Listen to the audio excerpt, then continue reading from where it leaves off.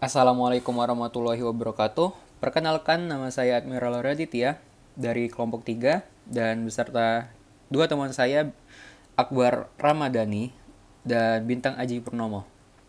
Saya akan menjelaskan mengenai DPR RI. Sejarah terbentuknya Dewan Perwakilan Rakyat Republik Indonesia atau bisa disingkat DPR RI. Sejarah terbentuknya DPR RI secara garis besar dapat dibagi menjadi 3 periode. Yang pertama, Volksrat. Yang kedua ada Masa Perjuangan Indonesia. Yang ketiga dibentuknya Komite Nasional Indonesia Pusat atau KNIP. Pada masa penjajahan Belanda, terdapat lembaga semacam parlemen bentukan penjajah Belanda yang dinamakan Volksraad. Pada tanggal 8 Maret 1942, Belanda mengakhiri masa penjajahan selama 350 tahun di Indonesia. Pergantian penjajahan dari Belanda kepada Jepang mengakibatkan keberadaan Volksraad secara otomatis tidak diakui lagi, dan bangsa Indonesia memasuki masa perjuangan kemerdekaan. Sejarah DPR RI dimulai sejak dibentuknya Komite Nasional Indonesia Pusat oleh Presiden pada tanggal 29 Agustus 1945. 12 hari setelah proklamasi kemerdekaan Republik Indonesia di Gedung Kesenian Pasar Baru, Jakarta. Tanggal peresmian KNIP 29 Agustus 1945 dijadikan sebagai tanggal dan hari lahir DPR RI. Dalam sidang KNIP yang pertama telah menyusun pimpinan sebagai berikut.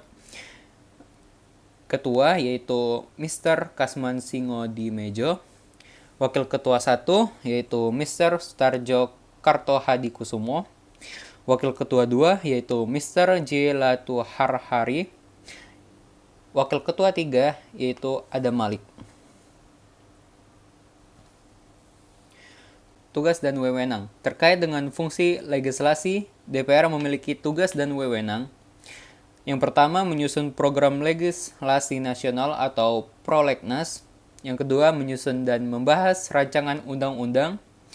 Yang ketiga, menerima RUU yang diajukan oleh DPD terkait otonomi daerah, hubungan pusat dan daerah, pembentukan, pemekaran, dan penggabungan daerah, pengelolaan SDA dan SDE lainnya, serta perimbangan keuangan pusat dan daerah. Yang keempat, membahas RUU yang diusulkan oleh Presiden ataupun DPD.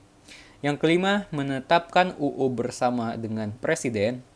Yang keenam, menyetujui atau tidak menyetujui peraturan pemerintah pengganti UU yang diajukan Presiden untuk ditetapkan menjadi UU.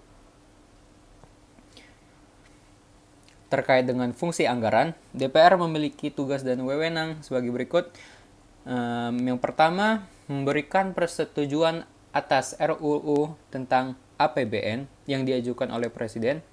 Yang kedua, memperhatikan pertimbangan DPD atas RUU tentang APBN dan RUU terkait pajak, pendidikan, dan agama. Yang ketiga, menindaklanjuti hasil pemeriksaan atas pengelolaan dan tanggung jawab keuangan negara yang disampaikan oleh BPK. Yang keempat, memberikan persetujuan terhadap pemindah tanganan aset negara maupun terhadap perjanjian yang berdampak luas bagi kehidupan rakyat yang terkait dengan beban keuangan negara.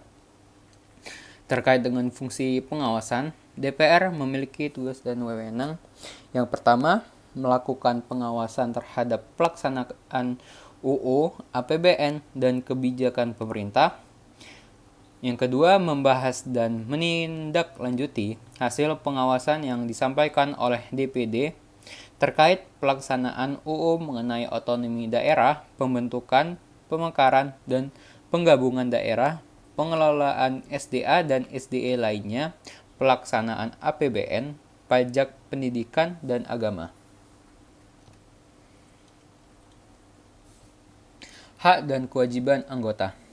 Hak anggota DPR terdiri dari yang pertama, hak mengajukan usul rancangan undang-undang. Yang kedua, hak mengajukan pertanyaan. Yang ketiga, hak menyampaikan usul dan pendapat. Yang keempat, hak memilih dan dipilih. Yang kelima, hak membela diri. Yang keenam, hak imunitas. Yang ketujuh, hak protokoler. Yang kedelapan, hak keuangan dan administratif. Yang kesembilan, hak pengawasan. Yang kesepuluh, hak mengusulkan dan memperjuangkan program pembangunan dapil. Hak melakukan sosialisasi undang-undang. Hak dan kewajiban anggota DPR adalah yang pertama, memegang teguh dan mengamalkan Pancasila. Yang kedua, melaksanakan Undang-Undang Dasar Negara Republik Indonesia tahun 1945 dan menaati ketentuan peraturan perundang-undangan. Yang ketiga, mempertahankan dan memelihara kerukunan nasional dan keutuhan negara kesatuan Republik Indonesia. Yang keempat, mendahulukan kepentingan negara di atas kepentingan pribadi, kelompok, dan golongan. Yang kelima, memperjuangkan peningkatan kesejahteraan rakyat. Yang keenam, menaati prinsip demokrasi dalam penyelenggaraan pemerintahan negara. Yang ketujuh, menaati tata tertib dan kode etik. Yang kedelapan, menjaga etika dan norma dalam hubungan kerja dengan lembaga lain. Yang kesembilan, menyerap dan menghimpun aspirasi konstituen melalui kunjungan kerja secara berkala. Menampung dan menindaklanjuti aspirasi dan pengaduan masyarakat. Yang ke-10, memberikan pertanggungjawaban secara moral dan politis kepada konstituen di daerah pemilihannya. Sekian dari presentasi dari saya, dari kelompok 3. Kami ucapkan terima kasih. Assalamualaikum warahmatullahi wabarakatuh.